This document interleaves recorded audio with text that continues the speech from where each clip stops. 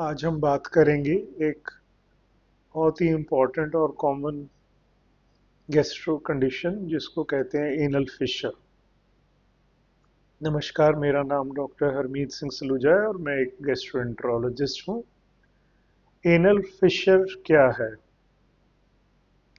Anal fissure मल द्वार, anus या गुदा, इसके ऊपर घाव या कट की तरह एक कंडीशन है।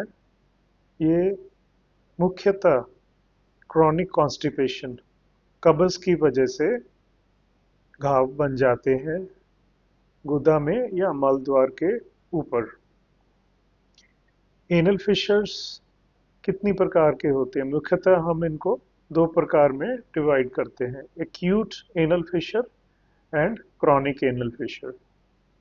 एक्यूट एनल फिशर्स जो कि 6 सप्ताह से कम, और क्रॉनिक जो कि 6 सप्ताह या 6 वीक से अधिक ड्यूरेशन के होते हैं, उन्हें हम क्रॉनिक एनल फिशर कहते हैं। एनल कैनाल या गुदा द्वार, इसके ऊपर जब भी प्रेशर पड़ता है कॉन्स्टिपेशन की वजह से, या जब हम स्टूल पास करते हुए स्ट्रेन करते हैं उस वजह से, तो इस पे डैमेज होता है और इस्कीमिया होता है। ब्लड की सप्लाई कम होती है और इसकी वजह से इस पे एक लीनियर टीयर या घाव या दरार पड़ जाती है। कॉन्स्टिपेशन के अलावा कुछ और कारण हैं जिनकी वजह से एनल फिशर्स हो सकते हैं। ये है एक्यूट डायरिया, कई बार दस्त लगे हों, लंबे अरसे तक रह रहे हों। एक्सेसिव स्ट्रेनिंग, बहुत ज़्यादा जोर लगाना, उसकी वजह से, स्टूल की वजह से त्वचा, एनल कैनाल की त्वचा में घाव हो सकते हैं। चाइल्ड बर्थ के ड्यूरिंग लेडीज में ये हो सकता है। और कुछ अन्य conditions like Crohn's disease, tuberculosis और कई बार एनल कैंसर, इन वजहों से एनल फिशर हो सकता है। एनल फिशर के क्या मुख्य लक्षण या सिम्टम्स हैं? सबसे कॉमन है, पेशेंट बताता है कि स्टूल या मल पास करते हुए एनल एरिया में उसको स्वीयर पेन है। दर्द कुछ समय के लिए, जैसे 10-15 मिनट के रह सकता है, या कई बार ये कुछ घंटे, जैसे 3-4 घंटे भी रह सकता है। इसके अलावा एनल एरिया में खुजली होना या कई बार डिस्चार्ज होना, और कुछ पेशेंट्स में थोड़ा ब्लड आना, तो ये एक्यूट एनल फिशर के मुख्य सिम्टम है। कुछ पेशेंट्स में बैठने भी उनको पेन की वजह से दिक्कत होती है। क्रॉनिक एनल फिशर में यही सिम्टम्स लंबे समय तक परसिस्ट कर जाते हैं, 6 वीक्स एंड इवन मोर। और इसमें एक जो एनल स्फिंक्टर है उसकी टोन बढ़ जाती है, और एक उसमें सेंटिनल पाइल करके जो एरिया है वो क्रॉनिकली वो इन्फ्लेम्ड हो जाता है, उसको हम कहते हैं सेंटिनल पाइल। ये क्रॉनिक एनल फिशर में देखने में आता है। डायग्नोसिस की बात करें, diagnosis of anal fissure history से क्लियर हो जाता है। जब पेशेंट कहता है कि मेरे को स्टूल करने के टाइम या करने के बाद स्वीयर पेन होता है, या कई बार स्टूल के साथ ब्लड आ सकता है, तो एनल फिशर का हम डायग्नोसिस सस्पेक्ट करते हैं। डायग्नोसिस के लिए कई बार जेंटल पीआर एग्जामिनेशन पर रेक्टल एग्जामिनेशन करके, या वहाँ इंस्पेक्ट करके, हमें मल द्वार को इंस्पेक्ट करके पता लग जाता है कि पेशेंट को एनल फिशर है। कुछ पेशेंट्स में हमें सिग्मोइडोस्कोपी या क्लोनोस्कोपी वो करके एनल कैनाल या उससे ऊपर रेक्टम, उसको हम देख पाते हैं और इसका डायग्नोसिस हो जाता है। अब बात करते हैं कि इसका ट्रीटमेंट क्या है।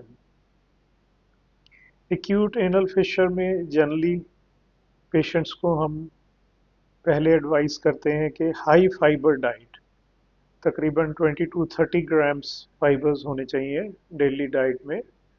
फ्रेश फ्रूट्स, वेजिटेबल्स, ओट्स, दलिया, ये सारा मरीज को एक्सेस में लेना चाहिए। और साथ में वाटर इनटेक अच्छा होना चाहिए, 2 to 3 litres of water per day and regular exercise. तो इससे स्टूल सॉफ्ट हो जाते हैं और एनल फिशर जल्दी हील होने लग जाता है। मेडिसिन की बात करें तो मेडिसिन में मुख्यतः लोकल ऑइंटमेंट्स आती हैं, जिसमें कि सबसे इम्पॉर्टेंट है नाइट्रोग्लिसरीन। नाइट्रोग्लिसरीन नाइट्रेट्स होते हैं जो कि एनल स्फिंक्टर, जो कि मल द्वार पे एनल कैनाल को सराउंड करता है, उसकी टोन को कम करता है और पेन को इम्प्रूव करता है। नाइट्रोग्लिसरीन ऑइंटमेंट हम फिंगर के ज़रिए मल द्वार के आसपास लगा सकते हैं, जिससे पेशेंट्स के सिम्टम्स इम्प्रूव हो जाते हैं। इसके अलावा कुछ और ऑइंटमेंट्स आती हैं, जैसे लिग्नोकेन, ये एक जेली के रूप में अवेलेबल है, जिससे पेन, लोकल पेन ठीक हो जाता है। कुछ और ऑइंटमेंट्स जैसे कि डिल्टियाज़ैम एंड निफेडिपिन, ये कैल्शियम चैनल ब्लॉकर्स, और ये भी एनल स्फिंक्टर की टोन को कम करते हैं और पेशेंट के एनल पेन को इम्प्रूव करते हैं।